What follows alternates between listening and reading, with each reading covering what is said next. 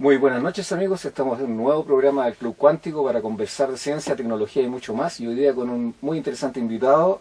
Él es el doctor Manuel Barahona Droguet del Departamento de Matemáticas de la Universidad de Atacama. Manuel, el motivo de esta conversación tiene que ver también con tu visita, la visita que ya hiciste al Departamento de Matemáticas la semana pasada, para conversar acerca de tu libro, Desde el caos bíblico al monstruo de Mandelbrot, que relata, ¿no es cierto?, más o menos lo que es la historia de las matemáticas y muchas cosas más respecto de esta disciplina. Nos gustaría que tú nos explicaras un poquito este contexto, y bienvenido, por supuesto, a la Universidad de La Serena. Bien, muchas gracias. Bueno, primero que nada, como dije, muchas gracias por la invitación. El libro, Desde el caos bíblico al monstruo de Mandelbrot, quiere explicar el desarrollo de la matemática a través del concepto de función, a partir de la nada, digamos, desde la creación, podría decirse. Porque el hombre, lo que nosotros tratamos de hacer, y el hombre ha tratado de hacer desde el principio de los tiempos, es ordenar el caos. Y Dios, eso fue lo que hizo, ordenó el caos. Y con el tiempo, la hipótesis de Dios para explicarse los problemas de la humanidad fue dejándose de lado, hasta que el hombre logró crear todo un aparato matemático, filosófico, científico, con el cual ya para explicar muchos fenómenos no es necesario la hipótesis de Dios. Y el libro trata de eso en el fondo. Cómo es que el hombre fue armando todo este gran aparato que se llama la matemática para poder predecir los fenómenos de la naturaleza y poder tomar las precauciones necesarias, ¿cierto?, cuando hay fenómenos. Manuel, tú en la charla que tuvimos contigo, en la que nos diste, nos explicaste este fenómeno de la democracia ateniense que permitió la existencia y coexistencia de muchas filosofías en un solo espacio político y público. Me gustaría que nos comentaras un poquito de eso, porque la resonancia de esa época todavía es absolutamente actual y vigente. Sí, es cierto.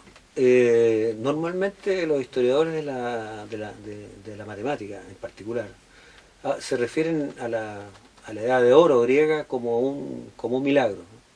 Y en realidad cuando uno lo mira desde afuera, siente que efectivamente fue un milagro. Es como si de la nada hubiese aparecido todo ese aparato tremendo que es el conocimiento humano. Pero la verdad es que hay todo un proceso que se fue dando desde el momento en que surge uno de los primeros griegos representantes, digamos, de esta gran corriente, Tales de Mileto, y a partir de él es que empieza toda una epopeya tratando de explicar los fenómenos de la naturaleza sin la hipótesis de Dios. Y eso significó el nacimiento de todas las artes, de todas las ciencias, la filosofía, la matemática, etc. Y el milagro ese, que muchos historiadores se refieren a él cuando hablan de la historia de ese periodo, no es más que algo que hicieron los griegos porque llegaron a eso en la práctica, la democratización del conocimiento.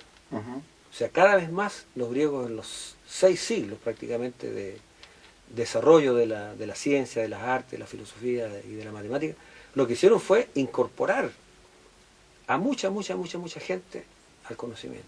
Y eso produjo esa gran explosión. ¿Qué va pasando después de que termina la democracia, después de la guerra del Peloponeso, y empiezan nuevamente las tiranías, etcétera, después Roma? ¿Qué es lo que pasa entre medio? Que hay una etapa después de que el Imperio Romano cae y se transforma al cristianismo, etcétera, con Constantino. Bueno, hay una etapa que es dramática en realidad.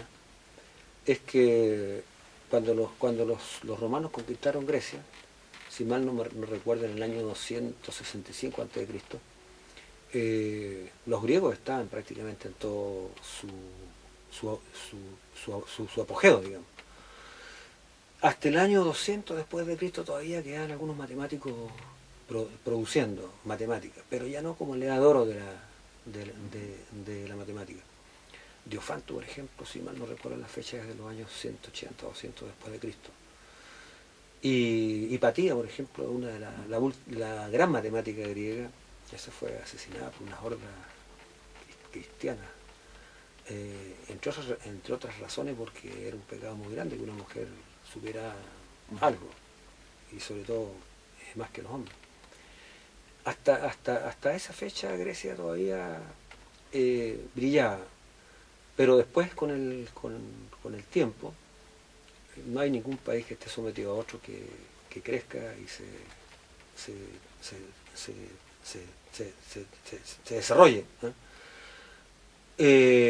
Después que Roma se cristianizó en el siglo IV, viene el derrumbe de Roma. Las hordas bárbaras que venían del sur se apoderaron de todos los países, digamos, de todo lo que había sido el Imperio Romano, y la Iglesia Católica, lo que se llamó católica después, tomó la administración de prácticamente todo. Y eso duró 1000 años. Eso, además, la filosofía y todo estuvo Todo al servicio de la fe, el dogma, ya claro, no o sea, era... fíjate que hay una cuestión re interesante, ¿eh? Que yo estoy terminando un libro sobre Newton, y Newton, entre otras cosas, disculpa que me salga. No te preocupes. Newton fue anglicano, ¿no? Era anglicano, puritano más bien. Y él hace un estudio acerca de la Trinidad, ¿no? Porque Newton no era trinitario. Tú sabes que el dogma de la Trinidad es central en el catolicismo. Y Newton, estudiando los primeros 3 o 4 siglos después de Cristo, se da cuenta de que, si bien es cierto, la teología cristiana o los primeros padres de la Iglesia renegaban de los filósofos paganos, ¿no? Sócrates, Platón, Aristóteles, uno se da cuenta de que, la historia lo muestra, muchos filósofos que eran platónicos o aristotélicos se hacen cristianos y se dan cuenta de la importancia de la filosofía griega para poder desarrollar toda la teología cristiana que vino después. Por ejemplo, la Trinidad platónica es la Trinidad cristiana. Si bien es cierto, los padres de la Iglesia renegaban y denostaban a los filósofos griegos, es muy cierto que prácticamente muchos elementos de la filosofía griega los cristianos la tomaron para desarrollar toda la teología que vino en los próximos siglos.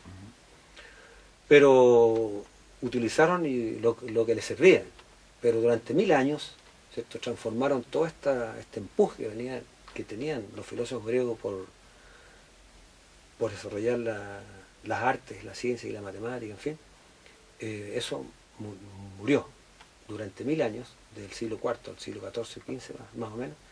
Desapareció todo eso. ¿Cómo empieza a emerger de nuevo el ímpetu por conocer el mundo, la naturaleza? ¿Cómo la filosofía de la naturaleza volvió a ser lo que era? Bueno, aquí aparecen los árabes. Los árabes se dieron cuenta que el que tenía la ciencia tenía el poder, entonces pagaban prácticamente su precio, el peso en oro de cualquier manuscrito, de cualquier filósofo griego que le llegaba a sus manos. Y para eso incluso hicieron verdaderas escuelas de traducción.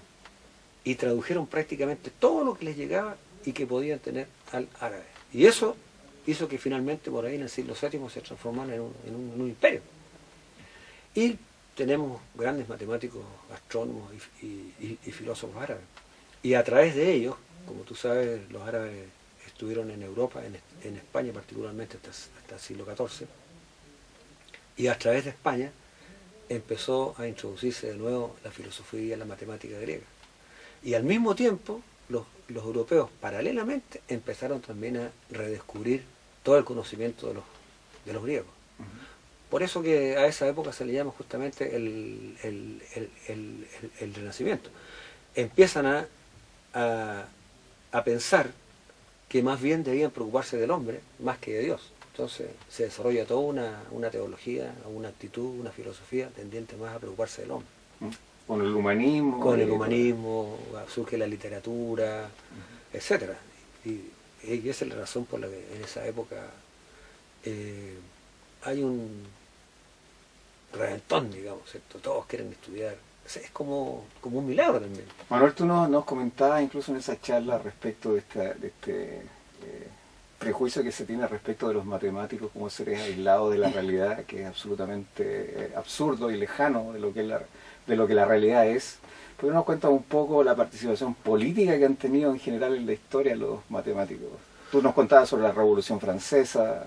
Sí, mira, por alguna razón, en algunas épocas es posible que eso haya ocurrido. No sé en cuáles, porque generalmente cuando uno hace deducciones de este tipo, es probable porque alguno o más de alguno haya sido así. Pero la historia muestra que es lo contrario. O sea, todos los filósofos griegos, que al mismo tiempo eran matemáticos, eran gente que quería cambiar el mundo. Platón, por ejemplo, Platón era matemático y era filósofo, Aristóteles, Sócrates, los sofistas también. O sea, eran gente, fíjate que yo diría que el mundo fue cambiando porque los matemáticos lo fueron cambiando. Y todos sabemos la tremenda arma que es la matemática. Y la historia muestra que, bueno, cuando los griegos desaparecieron, digamos, del mapa intelectual del mundo y volvieron a aparecer en el Renacimiento, la historia muestra que los grandes matemáticos como Galileo, Kepler, Descartes eran revolucionarios. Ellos no solo inventaron la matemática, sino que formaban parte de esta playa de hombres que crearon principios filosóficos que ayudaron a desarrollar los conceptos de república, por ejemplo. La Revolución Francesa no hubiera sido posible, creo yo, sin el aporte de los filósofos y matemáticos. Como tú mencionaste a Jean Fourier, por ejemplo. Bueno, en la misma Revolución Francesa hubo 6 o 7 o 8 matemáticos con los cuales estudiamos todo el tiempo nosotros.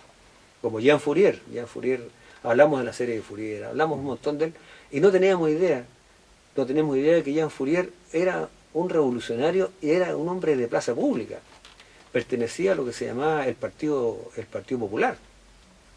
Y este hombre, en la época del Comité de Vigilancia creado por Robespierre, tú recuerdas que Robespierre quiso limpiar, digamos, de alguna manera a la gente que no estaba de acuerdo con él. Y Fourier era uno de esos, y Fourier fue condenado a la guillotina. Bueno, el hombre estuvo listo dos veces. Lo bueno que ocurrió es que antes que lo guillotinaran a él, guillotinaron a Robespierre. Lo que suele pasar en la historia. Después están matemáticos como Lagrange, como Monge, como Laplace. Esa gente, al mismo tiempo que escribía matemática, eran no solo grandes amigos de Napoleón, eran sus consejeros políticos y militares. Entonces, y yo digo siempre, bueno, me imagino, ¿qué ocurriría aquí en Chile o en cualquier país de América Latina si un presidente tuviera amigos matemáticos? Yo creo que a lo mejor algo pasaría. Estamos quedando como peligrosos. Estamos corriendo riesgo. Así es que, bueno, yo creo que esa visión que tienen algunas personas es absolutamente errada. Puede que en algunos periodos de la historia los matemáticos no hayan hecho algo por su país, o por la política, o por la filosofía, o lo que sea. Pero en general la historia muestra que los matemáticos, cuando digo que han sido grandes revolucionarios, no solamente han sido revolucionarios desde el punto de vista político, son revolucionarios desde el punto de vista de la filosofía, por ejemplo, de los cambios. El mismo Newton fue el creador del cálculo. ¿Y eso qué es? Es hacer prácticamente una revolución en el pensamiento humano. Y todos sabemos que después del invento del cálculo vino la primera revolución industrial, y eso lo hicieron los ingleses. o en la matemática de Newton, etcétera. O sea, cuando uno entra y estudia la historia de los matemáticos se da cuenta que es absolutamente falso.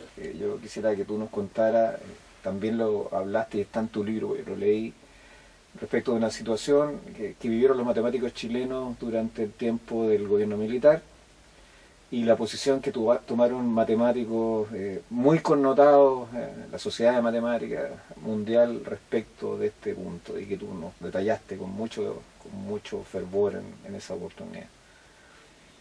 Bueno, sí, en el libro, en el epílogo yo cuento, y creo que eso pertenece a la historia de la matemática chilena, porque estando en el exterior, en el periodo de la dictadura, todos los que estábamos exiliados,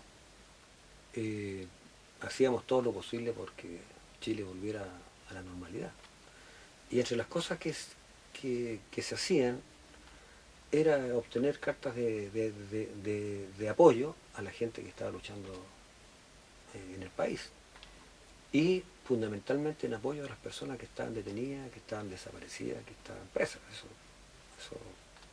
Eso ocurrió en todo el mundo. Y en algunos lugares prestaban muchísimo apoyo. En el exterior incluso se sabían a veces más cosas que lo que ocurría aquí en Chile. Y en el año 1976 hubo un congreso de matemáticos de expresión latina, para que se iban a reunir en Palma de Mallorca. Y nosotros supimos que en ese congreso iban a asistir grandes matemáticos europeos, en particular matemáticos con los cuales cuyos libros nosotros estudiamos. Me refiero a Henri Cartan, Jean Dieudonné y Laurent Schwartz. Nosotros conocíamos libros de teoría de... Para contextualizar para los auditores, estos son nombres impresionantes para la matemática. Claro, todos estudiamos... Son hitos de la matemática. Yo creo que todavía en los cursos de análisis estudio por el libro Análisis de Dieudonné. O los libros de ecuaciones diferenciales de Henri Cartan, y libros de teoría de distribuciones de Laurent Schwartz, que son libros, el ABC de la matemática. Y otros libros, ¿no?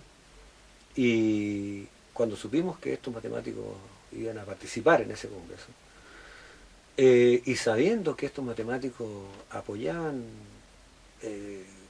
este tipo de cosas, ¿cierto? Sobre todo, ¿no?, en una época donde América Latina estaba lleno de dictaduras militares. Eso no es un secreto. Eso. Porque paralelamente, cuando hubo el golpe en Chile, el 73 ya había habido un golpe en Uruguay, 3 meses antes. Y 2 meses, como 8 meses después en Perú. Venezuela venía saliendo en 58 de una dictadura militar.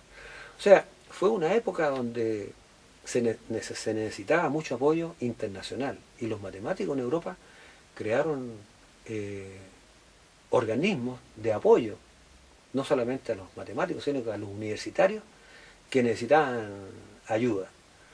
Y enterados de eso, y de que estos grandes matemáticos tenían esa actitud, le pedimos apoyo. Y ellos redactaron una carta pidiendo al secretario general de las Naciones Unidas su ayuda para que liberaran, por ejemplo, en ese tiempo, a un profesor, Fernando Ortiz, un profesor que era de la Universidad de Chile, pidiendo la liberación de Enrique Kirchberg, que era el rector de la Universidad Técnica del Estado, ¿cierto? Y a otras personas. Y lo más extraordinario es que no solamente aceptaron, sino que ellos hicieron la carta y la presentaron, y ellos reunieron las firmas en ese congreso de matemáticas, y la carta esa después se repartió a lo menos en Europa, en España y en Francia, etc. Yo creo que esa carta debe estar en algún momento en la Sociedad Matemática Chilena, ¿cierto? Tú me contaste que tienes las firmas... Tengo las firmas, fíjate que firmaron como 55... Todos conocidos. Todos conocidos. Y yo, en ese tiempo, te estoy hablando del año 1936, sacar una fotocopia en Europa también era problema, era complicado. De tal manera que sacamos una fotocopia, y en el ajetreo de ir a Francia y ir a España y movernos por otros lugares, tengo solamente la firma de los 6 más, bueno, de los más connotados. De los más connotados, Dioné, Cartán, etcétera. Y el resto se perdió. Tengo los nombres nomás, pero no tengo la firma de ellos. En cambio, está la firma, está el nombre de Dioné, y escrita con la lapicera de Dioné. Pues Dioné y Enrique Cartán andaban, se paraban, conversaban con un matemático, le pedían el apoyo y firmaban con la lapicera de Dioné. Y yo andaba con ellos porque andaba, bueno, era una tarea colectiva, digamos, ¿cierto? Y bueno, y esa carta la tengo yo, tengo una copia, y espero que en algún momento eso se conozca, porque... Pero tú me dijiste que se pasea... Ah, sí, en el Congreso, en todos los días que duró en el Congreso, iban de un lado a otro, en estos breaks que se hacen siempre, para tomar café, en el coffee break, claro. Ahí se acercaban, hablaban con el matemático, de la necesidad de apoyar. Pero esto no solo era con los chilenos, sino que era en general, bueno, en este caso sí con el Chile, pero además fue con otros países de Latinoamérica. Bueno, ellos... El caso de Macera, que fue un matemático uruguayo detenido. Sí, ellos bueno, en este caso concreto estaban enviando una carta para Chile. Pero hay otras actividades que ellos realizaron por otros matemáticos, en particular el que dices tú por José Luis Macera, que es un matemático uruguayo que estuvo... Que además es muy conocido e importante en el mundo. Sí. Es decir, como conclusión, que no es cierto la idea es falsa, claro. la proposición de que los matemáticos no participan en nada. Claro, sí, participaron en la Revolución Francesa, viejo. Y... No, pero hay el caso de Gauss, ¿sabes qué? Perdón, de Galois, yo te quería preguntar, porque tú mencionaste que había sido asesinado por la policía secreta. Y yo había leído que era un duelo que tuvo con otra persona por motivo amoroso. ¿O ese es el...? No, ese es el barniz. Ah, ese es el barniz. O sea, Galois... Porque los matemáticos suelen tener problemas de ese tipo, ¿eh? Bueno, algunos. Sí, no, yo digo por lo que he visto. No, en el caso de Galois, lo que se hizo contra Galois fue Pero tenía 21 años. Un complot, claro, fue un complot. Las policías políticas siempre han sido parecidas, digamos. ¿Sí? En este caso, armaron ese cuento. Y cuando Galois salió libre, entonces lo fueron a buscar, lo retaron a duelo, y en ese caso... O sea, provocaron el duelo. Y en ese tiempo el duelo era una cuestión de honor. De tal manera que Galois, en mi opinión, ¿cierto?, su muerte fue provocada por la policía política. Y bueno, debido a su posición política, digamos, de esa época. Fíjate que Galois, los dos grandes teoremas que son los que arman la teoría, digamos, lo escribió en la cárcel. Sí. Y estuvieron en revisión, se lo estuvieron mirando un montón de tiempo, sí. Que no se los entendían, que se los entendían. Exactamente. Después fue un boom. Hay una cuestión bien... Pero, por ejemplo, ahí tienes un caso cercano, concreto, de una teoría que es conocida por todos, que uno entra a la universidad y lo primero que hacen es enseñarle el concepto de grupo.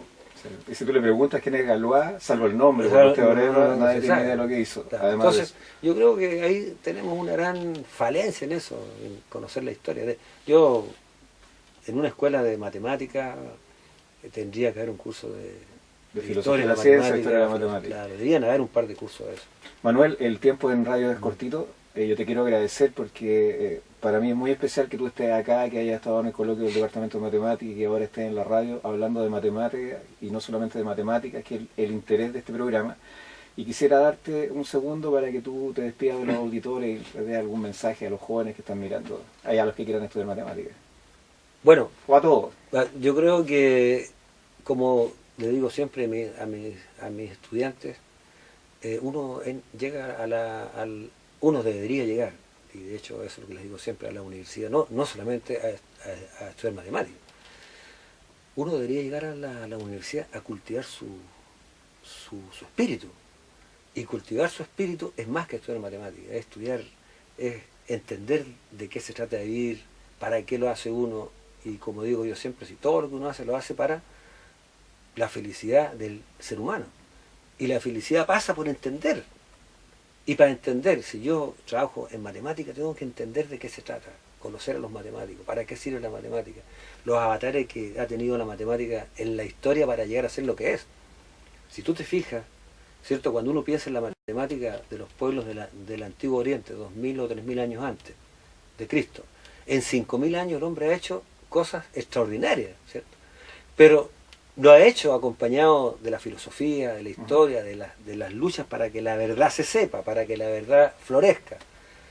Entonces, los matemáticos en eso han sido verdaderos revolucionarios. Sí. Y además el hombre es el único que tiene historia y que además construye su historia. Ya. Manuel, yo te quiero agradecer de nuevo tu participación en el Club Cuántico, en el coloquio del Departamento de Matemáticas, y quedas cordialmente invitado para el futuro. Bueno, muchas gracias. Muchas gracias, nos vemos en 15 días más en su Club Cuántico.